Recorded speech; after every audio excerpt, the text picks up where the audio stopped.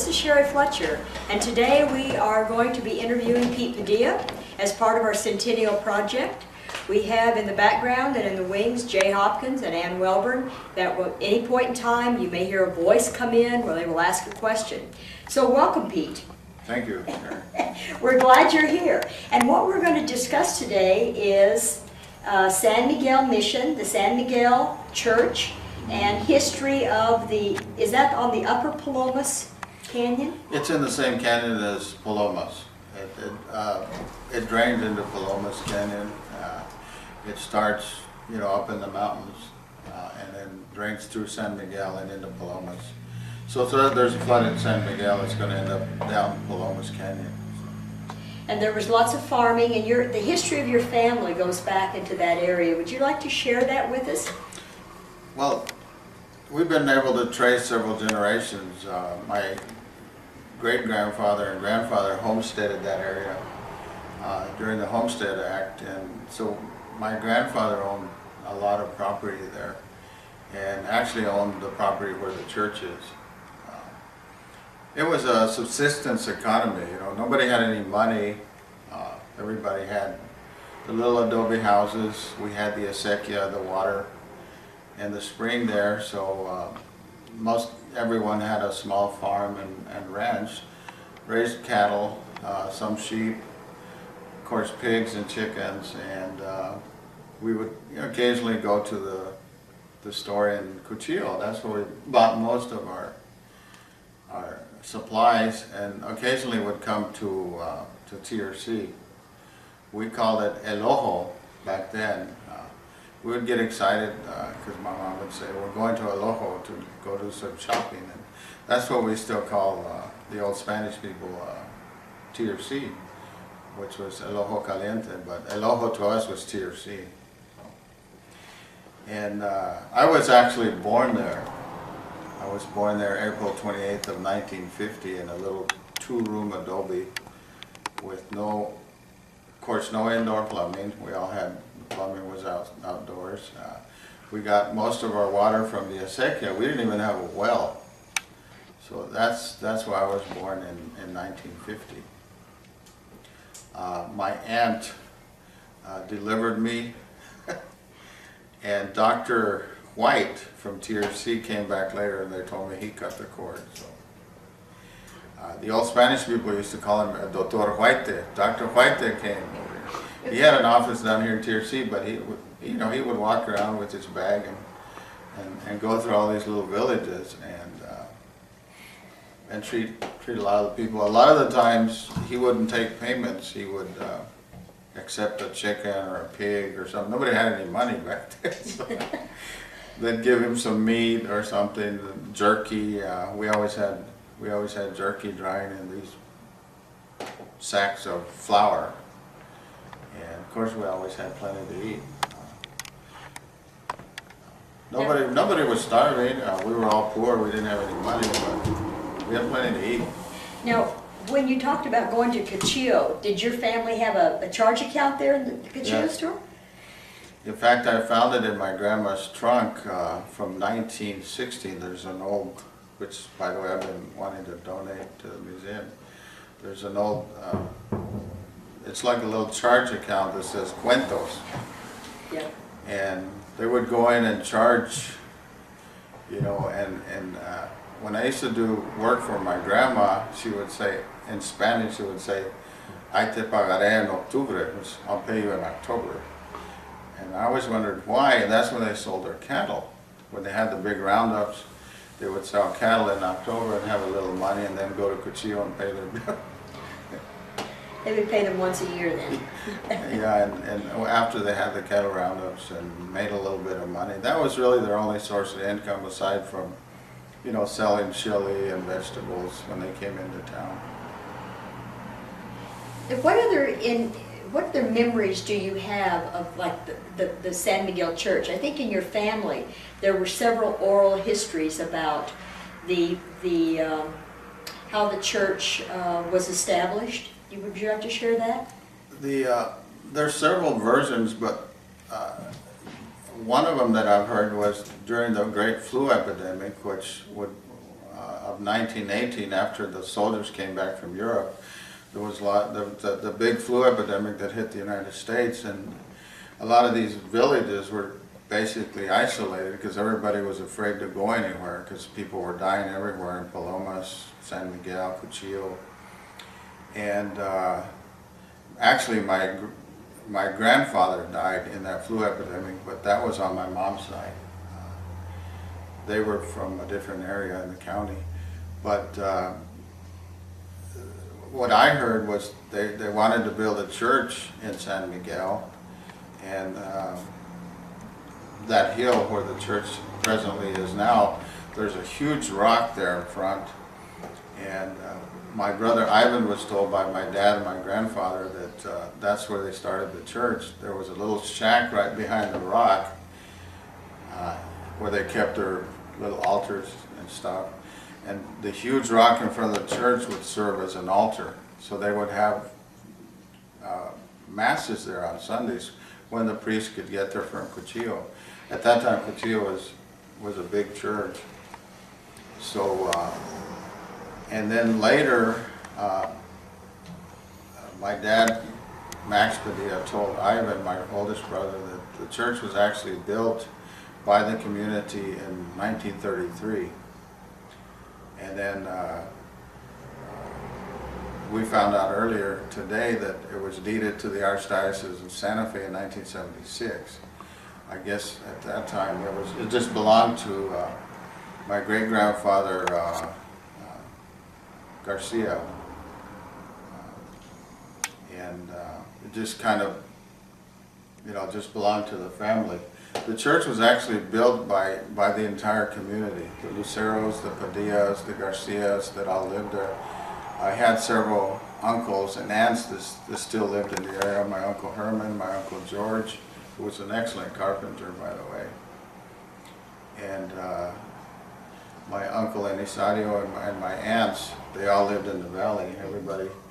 So it was a community project that built that church. So, but most of the people behind it was my grandfather, Utimio Padilla, and his family.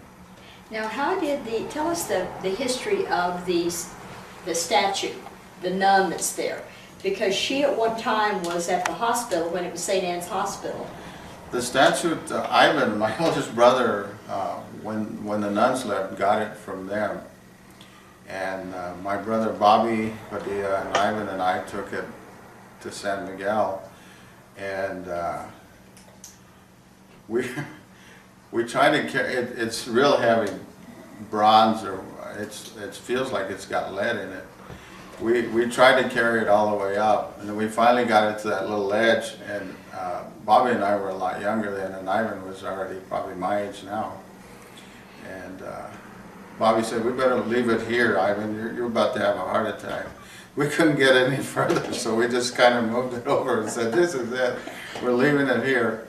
And it looks great there. It's been there since, God, we must have done that in the 80s. Early 80s is when But it's really a heavy. We've painted it since, and it looks real nice, and that's about the time we moved that there. My uncle Nerio Sanchez put that bell in. Before the bell was there, it's still there on the rock. There's like a bell. That's been on that rock there, I guess, since the 30s. So, and somebody I think my Uncle Nedio put a bell there. and so it rings down the valley. I have a story. I just recalled that my mom told me about, going up those. There wasn't stairs there before; it was just dirt, and. She was there one day, and my aunt, she was a Padilla, was married to a Sanchez, but she had 3 brothers in World War II. My Uncle Herman Padilla fought the Japanese in the Aleutians, and then after that he got sent to Europe and fought with Patton's Third Army during the Battle of the Bulge. My Uncle George Padilla who lived for years on copper, fought in the Battle of Iwo Jima. And my uncle Anisario fought in the Battle of Okinawa. So they were just really fortunate to come home after all those battles. And my aunt, Josefita Padilla Sanchez, was saying a rosary, saying a prayer, and was walking up the church on her knees. And her husband, my tío Ambrosio Sanchez, because there was, at that time, there was a lot of goat heads, there was a lot of stickers, and he said, let me clear the path for you while you climb up on your knees saying the rosary. She was praying for her brothers to come home from the war, and she said, no, just leave it. And she walked on her hands and on her knees all the way up to that church, and when she got to the top, my mom told me her knees were bleeding, and I thought that was a remarkable story. This must have happened during the war in the 40s, early 40s. Her three brothers were already overseas. My dad had a farm deferment because he stayed back at the farm. He was the fourth brother. He would have been the sole surviving son, so he didn't go to the war, but they contributed to the war by farming and ranching. So I thought that was a remarkable story that my mom told me about my aunt doing that. And I just can't imagine walking through on your knees through goat heads, but she did it. And maybe that's one reason they came home. It's amazing. Yeah. And that was something that Jay and I were looking at the other day. Jay, what was the technical name of the goat head? Oh yeah. Well, it's they call it a puncture vine, or it's a Tribulus terrestris. In Spanish, we call it a torito, which means a little bull. They have little horns like a bull horn. Well, this we means, call them toritos. in Latin, it means terrestrial tribulation, which means they're pain in the earth. I always said that the Lord put them here to test our patience. Yeah. Anyway, they're pretty thick there when it rains, so we have to go and cut them before the fiestas. But otherwise, you can track them all over this country from when you put them in your shoes and they'll your come in the tires. house with your shoes, and then you get up at night and you'll find them. They get your attention, don't they? Yeah, it does. But when is your fiestas? When are the fiestas? The fiestas are San Miguel are always the last Saturday of September. This year we're going to have it on the 24th of September, and want to invite everyone to come join us. We usually have the mass about 10:30 or 11, whenever the priest can get there, and then we have music and food, and we bring the Santo out, San Miguel Santo, out of the church, and we have a procession, coming down the hill and back to the church, and then usually the ladies will go back up to the church and say a rosary, and most of us are preparing food. So Sugar and Ray Lucero have done a remarkable job of keeping everybody together and having that, and her boys and her daughter, they do a remarkable job of getting everybody together and doing a lot of work prior to that. So that's usually the only time of the year that all of us get together, unless we go to a funeral or something. And so it's really nice to get together, and it's usually pretty nice weather at the end of September. Now, one of the conversations that we'd had earlier was that you had recollected, or you had been led to understand that the church was built in the form of a coffin. Who told you that story? I don't recall who told me that, or if I read that in New Mexico magazine, but it is. And I'm not sure exactly why. Maybe they just decided that the altar would go there, or maybe because of all the people that had died during the flu epidemic. Maybe it's because of the narrowness of the hill on that side, but it is shaped like a coffin. I think most people will agree. It's real tiny, but actually back then there wasn't a lot of families that lived there. It's overflowing now when we have our fiestas, but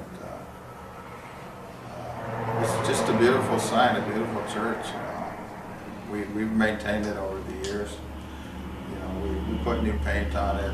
Ray and Sugar do a great job of keeping it up, get us all together to work on it. But Ray and Sugar Lucero, now that they're living there, it's nicer that they're living there, because we had some vandalism and stuff before. So. Tell us about that canyon. When Jay and I were up there a couple weeks ago, I think when we called you, we were videoing up there. We introduced ourselves to Ray and Sugar, and then we got permission and we went up the stations, up the steps, and walked around. That canyon is remarkable when you look at the different layers through the years as the water has washed that down. Where is it the headwaters of? Well, there's a spring not too far from the church. Maybe the main spring is up. It's on Ted Turner's land, the spring, but they have the water rights to that spring. I think the headwaters start at Cheese, if I'm not mistaken, Okay. but I'm not sure. If it's no, I think Cheese drains into Cuchillo, but I'm really not sure. It's just up in the mountains towards, I think Hermosa is the headwaters. But I've seen some floods there. In fact, I recall a flood in 1953. We were still living there, that just wiped out all our crops. We heard this roar coming down the canyon, and my dad said, "There's a big flood coming."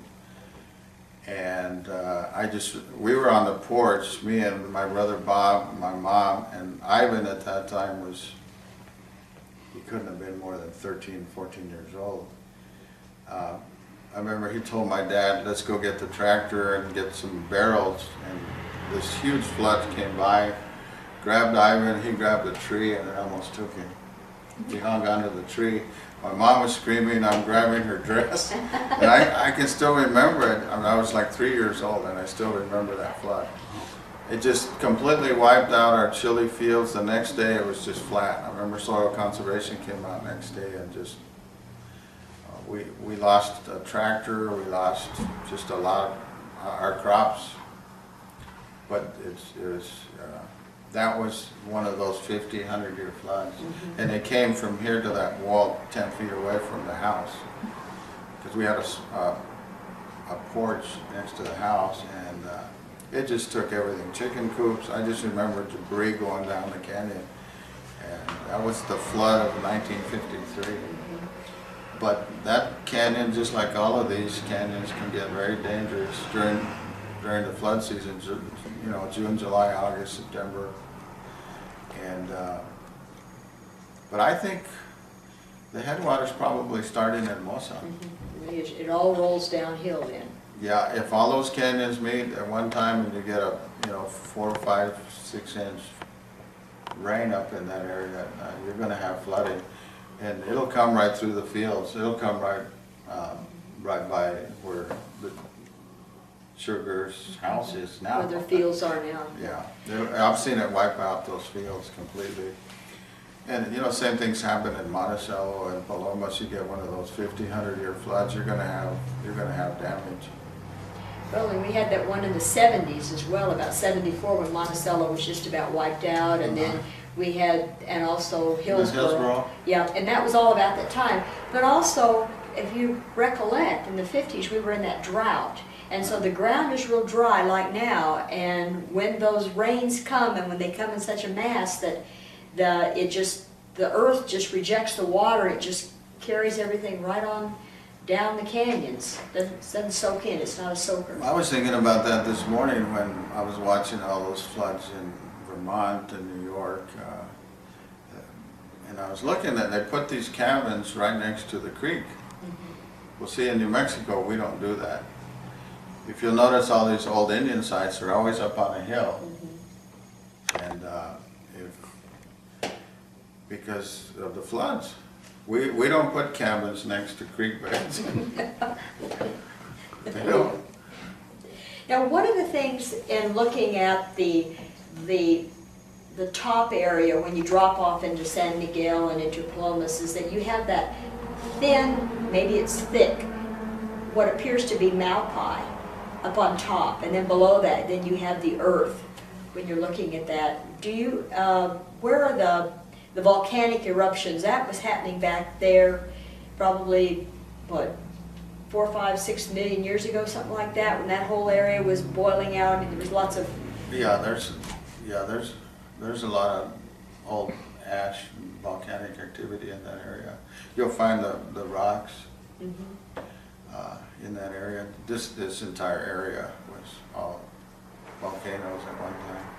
And you can see it on the cliff there. Very, very, very pronounced on the cliff. I think Jay took a picture of that because we were just marveling at how it had rolled out, and we were wondering, well, was the canyon there and it stopped, or was that at one time all flat, and then through the millennium the water has cut down through that, so it shows all the different layers of the stratas of the earth.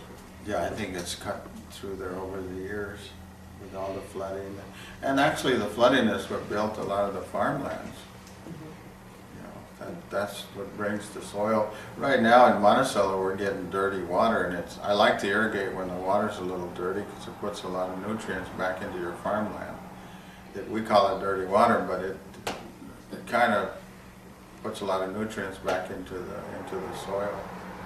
And that's what builds up the soil, is the irrigation. And the flooding. Yes, You were mentioning acacias. For those that don't know what that is, would you explain? An acequia is the Spanish term for ditch, irrigation ditch. Actually, acequia is it's not even Spanish. It's a Moorish. It's a Moorish. The Moors brought it to Spain, and it's a Moorish word or an Arab word. But an acequia it's a ditch, an irrigation ditch in New Mexico. And actually, the word is in the laws and the bylaws for the ditches in New Mexico. We have names like Mayordomo, which is ditch boss, acequia, which is a ditch, that are actually in the state statutes, that word. But that's what sustained us. I remember when we would flood, my dad would say, we got to go put in the acequia. We'd have to go dam it up and put it back in the ditch. That was a lot of fun. Now, so who's the Mayordomo now In San Miguel? in San Miguel? I really don't know. And I'm not even sure that they have one, but they do have someone that keeps track of the water. Because they have a certain amount of time that they're allocated when the water is coming down the acequia. Yes, And that has been a generation. We don't irrigate Culture. with acre footage like they do in the valley. We irrigate by time. And the Mayordomo, or the ditch boss, allocates the time that you're going to cut the water. For example, my dad had like 100 and some hours of water rights. In other words, he could irrigate for 100 hours. He could irrigate for 100 hours. In Monticello, Bobby and I have like almost 6 hours of water rights. So we irrigate for 6 hours. It goes on a sequence up the valley. And then you have to cut it at a certain time whenever it does. You irrigate for that time, and then it goes to the guy above you, and then after the sequence is done, it goes back down the valley, and the sequence starts all over again. So in Monticello, we irrigate about every 19 days if the creek don't run. If it runs and breaks our ditches, then the sequence is messed up. And who is the Mayordomo? Who's the Mayordomo in Monticello? Larry Jeffries, Oh, see that? he's got all the equipment. We've had a lot of floods, and he is just fantastic. He puts the ditch in as soon as he can, and we have good water in Monticello. So if you get 6 hours, do you get 6 hours?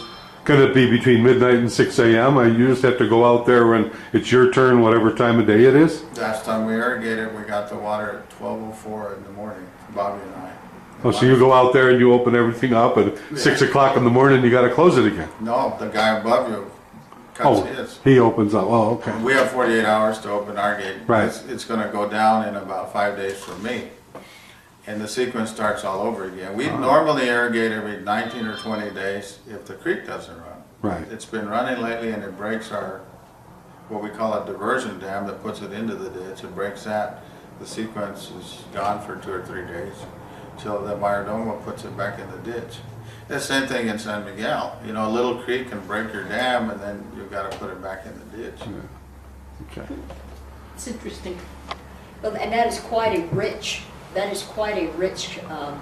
heritage of the with the Miradama and with the water.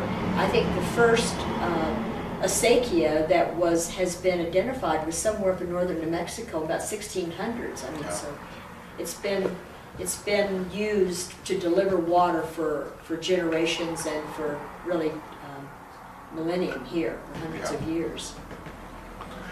In northern New Mexico, they do it in the summer, you know, because they get the snow melt. We have springs here, that's the only way we can do it. And we irrigate year round. In northern New Mexico, they irrigate just, you know, from the spring to probably October when they get the snow melts. We don't get that, so we have to rely on springs. Cuchillo, Monticello, Palomas, San Miguel, they all have their own springs.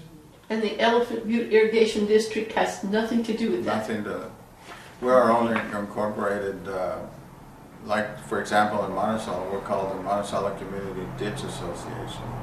And we own the spring, we own the land around the spring, which is 16 miles above Monticello. We In own, Ojo Caliente? the Ditch Association owns the land around the spring. And, that's some of the problems they're having in Cuchillo and San Miguel now. They don't own the land around it. And Ted Turner has locked the gates. They can't go in there and clean the springs. That's another matter. We won't get into it. Now, We don't have that problem in Monticello. Well, how did they do that in Monticello with up there at Ojo Caliente and with that beryllium exploration that's going on up there?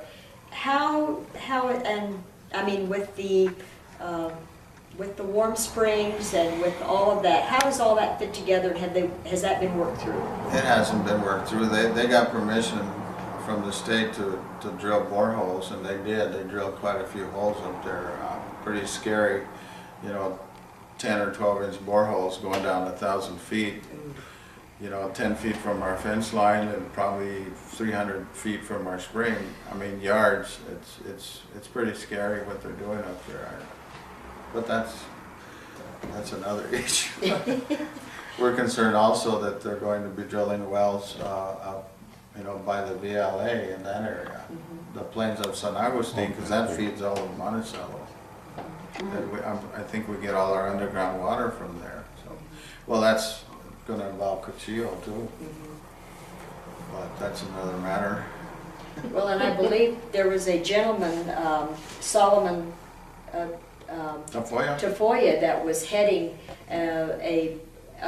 spearheading a group of individuals that were concerned about how the drilling in St. Augustine Plains would impact the water for Cuchillo and Monticello and those different. And that's a huge one. I mean, they want to drill, I don't know how many thousands of, you know, they've applied for how many thousands of acre feet of water. Oh, yeah. And then they want to pipe it into the Rio Grande from there and then sell it to the state or something. I don't know. It's a huge company. We've heard out of Italy, and we don't know where they're from, but they've applied for all those water rights. And it's pretty scary. I think Because we don't know what it's going to do to our spring in Monticello. Well, hasn't, through the years on that Monticello ditch, hasn't there been a tremendous amount of controversy going back, way back? Yes, Almost had wars over it, didn't we? yes, yes. Yeah. Even in San Miguel, you know, there's been fights over water, especially during the summer months. You know, yeah. ever a shooting? Not Killing? that I know of. Well, we have 3 unsolved murders in Monticello, so who knows? I was talking to a person in Doniana, and we were talking about water down there, and I think the last registered shooting over water down there, with, of course this would have been with Elephant Butte, was 1938, so that really is not that far, far removed, so makes you wonder. Water's always been something New Mexicans fight over. John Sullivan, Joe Montoya, and a lady that was, I believe, in Juanes, ended up missing. None of them solved. Huh? None of them were ever solved. Nope. And the Nuanas, that was back in the 40s? 40s or 50s. 50s. 50s. And there's rumors about where she ended up, but nobody knows. John Sullivan was shot riding his horse right by my place, right above my place. Joe Montoya was killed in his house. Yeah, back in the 80s, I think, late 80s. And none of those murders have ever been solved that I know of. Well, no, Lots of suspicion. they're not even cold cases. They're frozen. Well, what else would you like to tell us about San Miguel, or any stories in your family that were passed on? Now you mentioned your mother's side of the family, they were the Sanchez? No, my mother's side of the family were Gonzalez's, but they came from the Ingle, the area near Paraje, which is, those villages are all underwater now. My grandfather actually worked on Elephant Butte Dam Oh, he did. from 1911 to 1916, but he died in the big flu epidemic right after he finished the dam. He died pretty young. He was probably 22 or 3 when he died. That was, he was a Gonzalez. He was actually, his name was Benito Gonzalez. He was actually from Monticello. And Ivan, in an old trunk the other day, found their marriage license. They were married in the territory of New Mexico. And she was from Paraje. You know where Paraje is? South of San Marcial. And when the lake rose, they moved them all out of there. And she told me that they put them on a train and moved them to Alamosa, which is Los Alamos. They call it Las Almositas, which is the big canyon there by Monticello.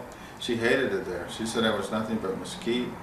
And over there they used to grow everything. Because of the volcanic activity, she said they would grow squash, beans, tomatoes, everything. It was very fertile in that area.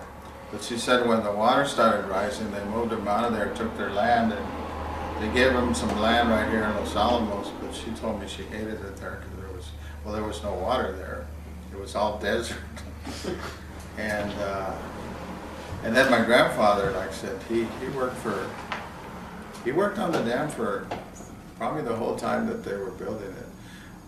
I'd like to someday find some old photos of the workers there. Maybe I can spot it. Of course, I never knew of my grandfather.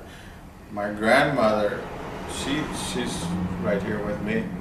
She lived to be almost 96. So, and she was a walk-in history book. She remembered everything about, she was in poor health, but her mind was still pretty sharp. And that was... She's the one that told me, and I always remember this when I get lazy, she told me in Spanish, when there's nothing else to do, you make adobes. Cuando no hay nada más que hacer, hacemos adobes. So she was always doing something. I wish she had lived through the computer age, because she used to like to play, what do you call that one? Cards With or... the cards? Solitaire? Solitaire. And I remember that before she died in 1969, we were sitting there watching this guy land on the moon. And she told me this story about when they used to have ranches over there near Ingle. They all came in because there was going to be, she called it a carro sin caballo, a horseless carriage. And they all came in their horses and their buggies to see this thing. It's when she saw it, it was downtown TRC here. When she saw it go by, she said, I almost fainted. And it was so funny that she told me that story when there was a guy landing on the moon in 1969. And she remembers the Indian Wars. And my great-grandfather fought in the Civil War. He was a New Mexico volunteer. All the way to a guy landing on the moon. That's the period that she lived. 96 years. You know, from a horseless carriage to a guy landing on the moon. I remember sitting in my mom's living room, we were watching this guy land on the moon, and she happened to tell me that story. I thought it was fascinating. And her name? Julianita Gonzalez Chavez. Chavez. She's also related to, have you ever heard of Daniela Chuleta? Mm-hmm. The gunslinger from, Uh-huh. he's related to me. And that was up by Socorro, right? Yeah. Yeah.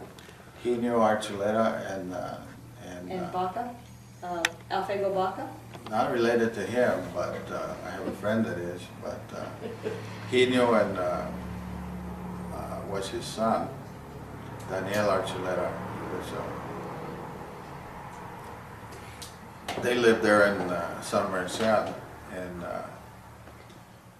he ran for sheriff at one time. And I think he was elected sheriff.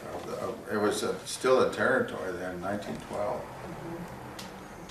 And you probably know this because we know you're really, up on your history, but that the church, the bell in the Methodist church down here was from the San Marshall Church after the big flood of 1929. Oh, it is? They brought that down here, and so on Sunday morning, and you probably hear it up here at your house, when it rings, that's the San Marshall bell sounding over our little plot of earth, which is pretty neat, I think. Yeah. Have you ever heard that corrido, the ballad of when San Marshall drowned, when they had the flood? There's a whole ballad written about Oh, really? the drowning of San Marshall. When there was incidents like that, the Spanish would always write a ballad. Who could sing it for us, do you know? Robert Bernal. Ah, Well, we need to write that Okay. down. We need Yeah. to Or get his sister. She knows a lot of songs. Rosie? Josephine. Josephine. okay, yes. El corrido de San Marshall. Will you? Corrido de San Marshall. That's great. Because really, He that might even have all the words. the flood up there really populated many of our little unincorporated areas down here, looking for farmland, and after it was wiped out, it's quite a little city up there.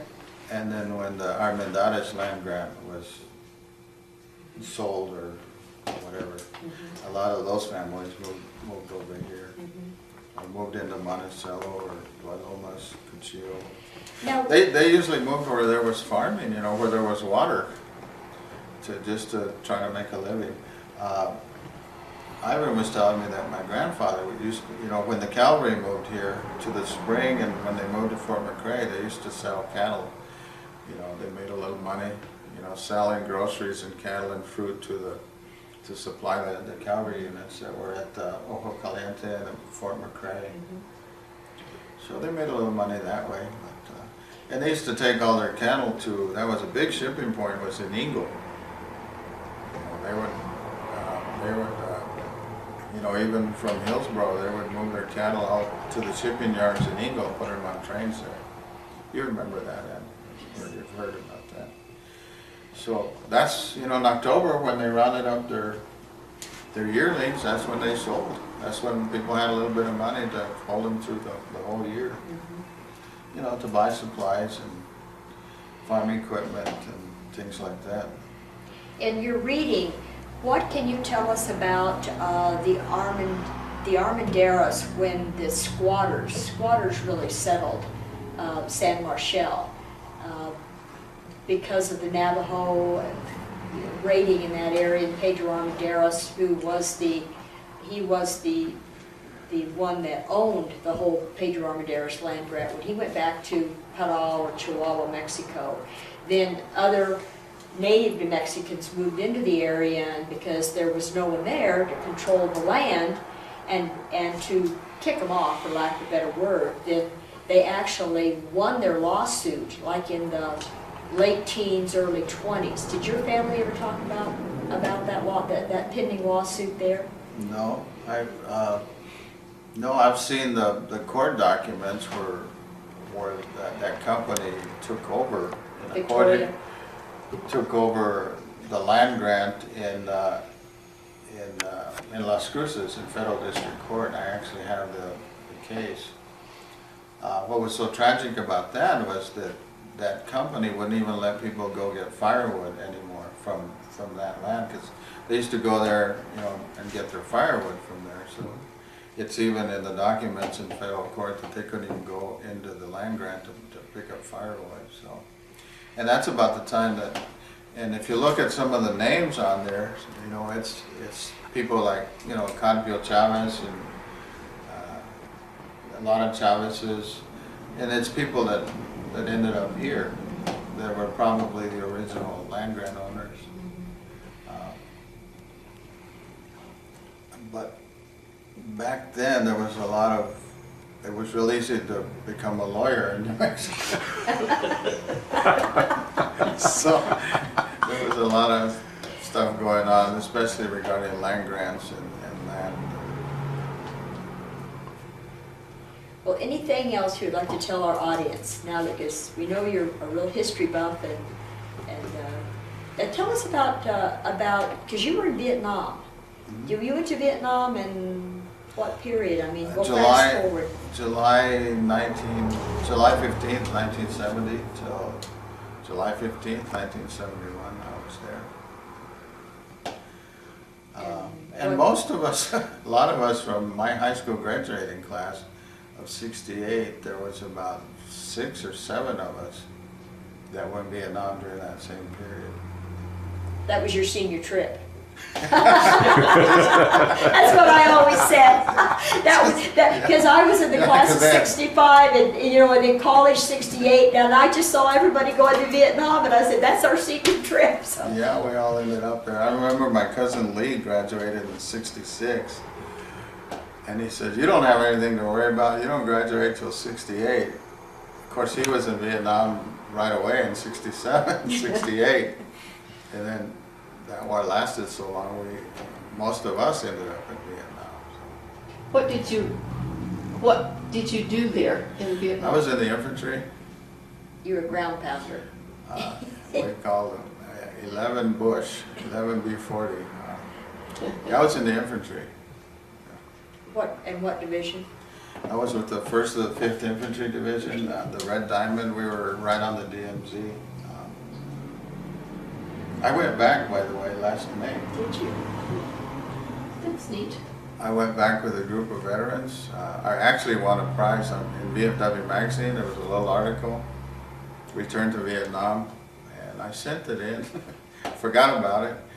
About 3 months later, I get a call. I get this letter in the mail, VFW, and I threw it in the junk pile because they're always asking for money. About a month later, I opened it. I said, "Oh my God!" I yelled at my wife. I just won a free trip to Vietnam, paid for by the VFW. So I went back, and it's a totally different country. It's a beautiful country now. You don't see any sign of the war. It's progressive. You see a lot of American companies there. 65% of the population is under 35, so they don't remember the war. We actually flew right into Hanoi, which was, that was the north. And I was on the DMZ for a year, so the only North Vietnam we saw was across the DMZ. But it was a really good experience. We were there for 12 days, and I was with 14 other Vietnam veterans, and it was really enjoyable this time around. Of course, we had air-conditioned buses and 4-star hotels. Compared to eating out in the bush, right? And they had hotels on the beaches now. We went back to China Beach. China Beach, I had been there before. It was just a bunch of huts. Now there's hotels and restaurants, and it's really a beautiful country now. You don't hear the helicopters going around. I was wounded there December 7th, 1970. I remember that because it was Pearl Harbor Day. Not seriously wounded, but Must not have been bad enough to get you to come home. no, it wasn't. That's the $1 million wound. I didn't want that one. Those guys ended up in Japan or on hospital ships and pretty messed up. I was pretty fortunate. So in your family, you had one of your great-great-great-grandfathers fought in the, during the Civil War here in New Mexico. He was a volunteer. And did he fight in Valverde? He might have. I know there was a little battle here. Wasn't there near the lake somewhere? Mm-hmm. I asked my grandma who they were fighting, and she got this look in her eye, and she says, "The Tejanos." The Texans. She hated Texans. Now tell us, But I mean, who native New Mexican didn't hate Texans? Now what do you remember about? well, the Texans were, you know, they were from the South. They were rebels. They were stealing our land. Anything that was on the other side of the Rio Grande, Texas said they were going to take from us. Yeah. Yeah, I know. She hated Texans. So you've your family has definitely Is given. anybody in World War I? Yeah, I had some great uncles in World War I. The Luceros on my mom's side. Yeah. Spanish-American War? I don't know. Probably. Seems like we've had veterans in just about every war. Yeah. But you know, my 3 uncles that made it through those battles, that was amazing. I was watching a special on Iwo Jima the other night, and I said, my God. My uncle George wrote a letter to my mom, and he said at Iwo Jima that he was on a hill, and he said the blood was running down this hillside. He mentioned, he said, it looked like the acequia in New Mexico. The blood was so thick, it was running down the hillside. It reminded him of, he wrote my mom that letter, my Uncle George, but they died pretty young. They died at about 61 or 2. My Uncle Herman lived almost to be my dad's age, about 82 or 3. And he happened to fight both the Japanese and the Germans. He fought in the Aleutians, and then after that was over, they sent him to Germany. Mm-hmm. And he fought with Patton's Third Army. And they never talked about it. I wish they had, that we had recorded them, and hopefully somebody will have time to dig up their military records, because that's something that should go into the museum. Mm-hmm. I remember my Uncle Herman used to like to deer hunt with a German Mauser. So there would be a reason for that. Somebody thought it was a better rifle than what he had. He had a German Mauser when we'd go deer hunting. Well, when did you move into town from? San Miguel? Yeah. Well, from there we moved to Monticello in 1956-7, because my dad had the bus route from San Miguel, and then they gave him the bus route from Monticello. So we moved to Monticello for a couple of years, and then we moved into town probably in 58 or 9 on 3rd Street, right there where Ivan has his barber shop. We lived there. Well, tell us about La Llorona, because you said it was in Tiercy. She was in Well, Tiercy. they told us that she lived near the river. You know, there was a lot of brush back there, and there was South Cedars and all this. And my mom would say, don't go near the river at night, because La Llorona lives there. And I'd swear sometimes at night you could hear a lady screaming. We never saw her, but they would kind of tell us, put the fear of God into us, just to come home and don't stay out too late. And that was kind of our curfew, La Llorona. And I don't know if you remember, we had the 9 o'clock whistle here. Oh, yeah. They used to blow at noon and at 9 o'clock. And she would always tell us to come home when the pito goes out. The pito means whistle in Spanish. So that thing would go off and we'd run home and quit playing. Did she ever tell you why La Llorona was there? No. She just was not to be bothered. Huh? How did you know to be afraid of La Llorona? We just grew up with it, you know. It's just like. It's like the boogeyman, huh? Yeah, yeah, we were certainly afraid of her. We wouldn't go near the river at night. Now, what about the Palomas lights? Oh yeah, I've seen them on the flats there. In fact, I got a story to tell you about. We used to live in San Miguel, and one night we were going, and my dad ran out of gas out there in the flats. We're going back to the ranch, and my sister Sally and my sister Zenaida walked with him back to the ranch to get some gas. Me and Bob, probably Max and Mary, we stayed in the vehicle. And Zenaida, my sisters, told me that when they got to the top of the hill, this light started following them and followed them all the way to the ranch, and they walked. But we've seen the lights of San Miguel up on the flats. I don't know if they're vehicles coming from Winston or whatever, but I have actually seen the light traveling. And we call it La Luz de San Miguel, you know. My Uncle Herman told me a story about him riding a horse from Cuchillo to San Miguel at night over the flats. And he told me he had a light that followed him all the way to the ranch. And he said his hair stood up at the back of his head. And he had his horses scared, and he could feel his horse shaking. But it was just a light that kind of followed him. And I don't know what they are, but too many people have seen them to not believe. I don't know what they are, but I've actually seen them when we were kids. We used to see them. I've never seen them up close like my sister. You'd have to ask Zenaida and Sally about that. Were they running? I bet they were. Well, they were scared. They were praying, I think. Now, what about the Lake Valley dances and the good-looking man that shows up there that's the devil in disguise? Well, I've never been to dances there, but I've heard the story. What The have you devil? heard? Yeah, the devil. What have you heard about that? See, we're close to the same age. See, we've heard the same stories.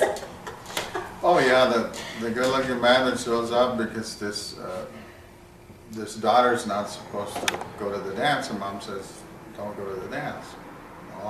Well, she ended up sneaking out of the house, goes to the dance anyway. And this beautiful, handsome Spanish man asked her to dance, and they're having a great time and dancing away. And then she looks down, and he's got hoofs instead of feet. He's got hoofs, and it's the devil. I guess she never disobeyed her parents after that. That's another story they used to tell the girls about going to dances without permission. That would have been pretty scary to look down and see a guy working on it. Whoops. Now, the story that I heard was that whoever it was looked down, and you know how the fighting roosters will have that claw. The claw. That was, instead of spurs, instead of having man-made spurs down there, there were the rooster claws, the rooster spurs down there. That was the story my mother told me. So. The one they told us was about the hooves. The hooves. Well, Well, that scared my sisters. They were about trying to sneak out and go to a dance. Especially with the handsomest guy there. And was there something else we were going to ask? I just was going to ask him what, besides farming, what have you done when you've lived here in TRC? Oh, after the military, I went to Western New Mexico University, got my degree in history and social science degree.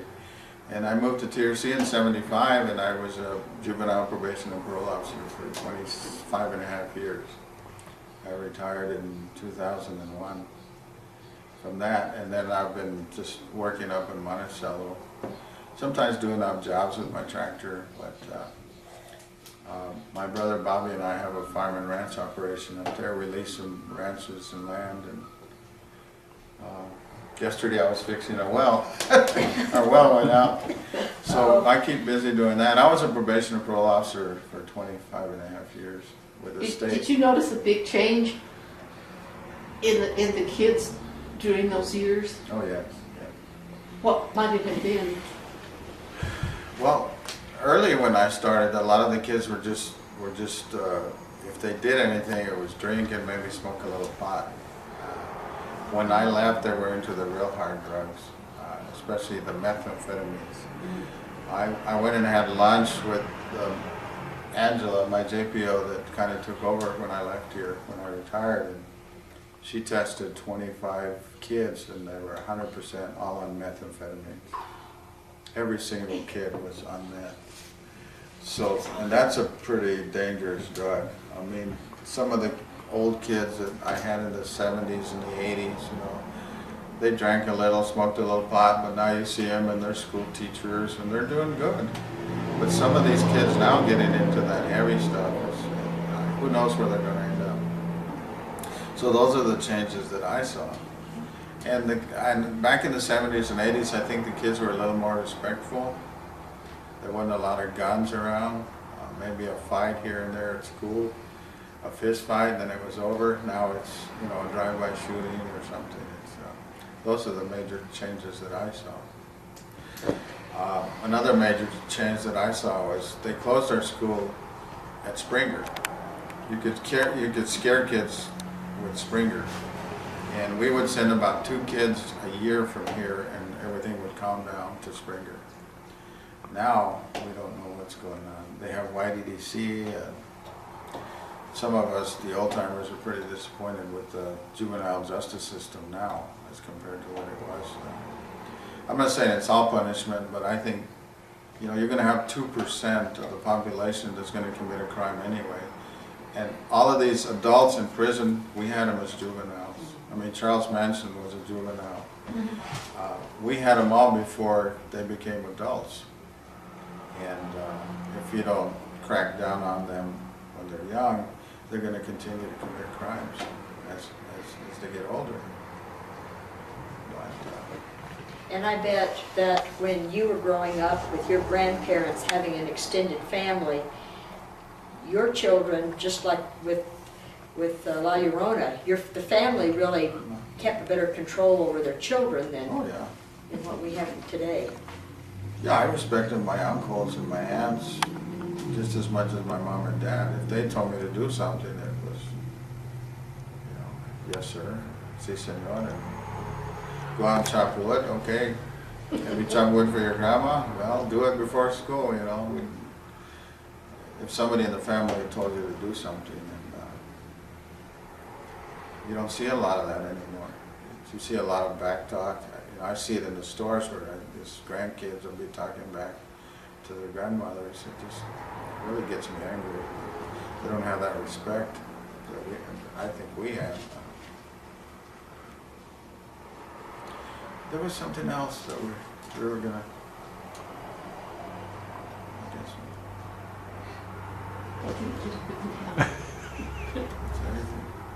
Anything else you want to say, Pete? No, I'm just really fortunate to having grown up in a farm situation like that, where it seemed like we worked all the time. But we also had fun growing up in San Miguel. I have real fond memories of the fiestas there, the church, meeting all with the cousins, and actually being fortunate to grow up in TRC with Little League Baseball, with the sports, and Being able to play outside. being able to play outside where it was safe. We'd ride our bikes everywhere in TRC. We'd play baseball in the sand lots. You know, you don't see a lot of that anymore. You very rarely see kids riding bikes anymore, or playing sandlot baseball like we used to out in the heat. And, I don't know what the kids do now. They must just stay indoors and play their video games. We were just fortunate to grow up that way. I think we were healthier. I think you need to get sun, get that vitamin D inside of you, Well, and you have to learn to take care of yourself. yeah. And if you're not outside, or you don't ever get out or do anything, you don't learn how to take care of yourself. You expect everybody else to do it for you.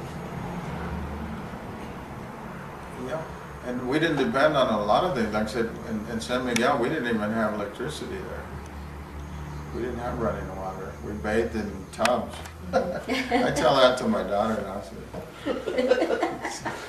You didn't have pictures. Where did you go to the restroom? Outside. We had outdoor toilets. Now, just a couple of generations and things, or one generation, like what your grandmother was seeing from what she experienced to a man on the moon. I mean, our technology in our world has really catapulted us all into such a rapid orbit. I think she would have loved computers. She could have played all those games. Well, we thank you, Pete, for the Thank you. interview, and it's been great. And Thanks for inviting me, and I think you guys are doing a great job. I hope with the old churches, and we hope to keep them up. Thank you. well, thank you.